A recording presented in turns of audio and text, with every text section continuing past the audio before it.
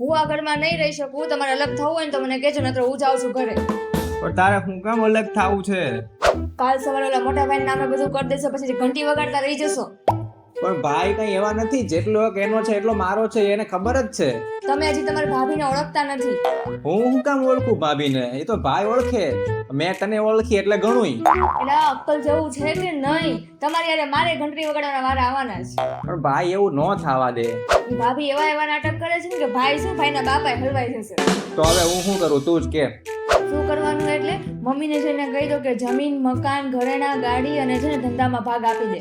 સારું, વાંધો નહીં. સારું, વાંધો નહીં. અત્યારે જાઓ. મમ્મી મારે બધી વસ્તુમાં ભાગ જોવે છે. એનો ભાગ કઈ વસ્તુમાં? બધી વસ્તુમાં. એમાં શું કઈ વસ્તુમાં? જમીન, મકાન, ઘરેણા, ગાડી, બધી વસ્તુમાં. તે કર્યું છે હું તે તને ભાગ આપું. વારસાગતમાં જે આવતું હોય એ આપી દો, એટલે મારા ભાગમાં જે હોય એ મારે જોવે. તારે એવી તે હું જરૂર પડી? હું કામ જોવે છે ભાગ? મારે અલગ રહેવા વ્યુ જવું, બીજું કાંઈ નહીં. અહીંયા ભેગા રહેવામાં હું તને કાંઈ વાંધો છે? કાંટા વાગે છે ભેગા રહેવામાં?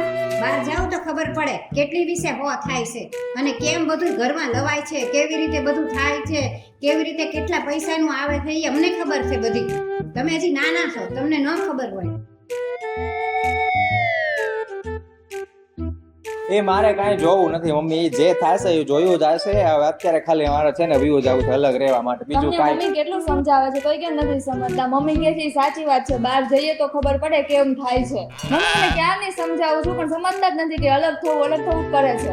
પણ તું તો હમણાં મને હમણાં શું મમ્મી ક્યારની હું આને સમજાવું છું, સમજતા જ નથી. ક્યાં નહીં સમજાવું છું કે નથી રહેવું એકલા, નથી રહેવું તોય તે માનતા નથી. જો તું જો આ 4 દિવસથી આવી તો એ કેટલી ડાઈ ને સમજુ છે. તું શીખ એની પાસેથી કેવી ડાઈ છે. મને તો એ નથી સમજાતું કે આ ડાઈ છે તો ખતરનાક કેવી હશે. સારું છે કે ભગવાને મને ડાઈ આપી છે. હવે આ બાઈને એકી વાતમાં ન આવું.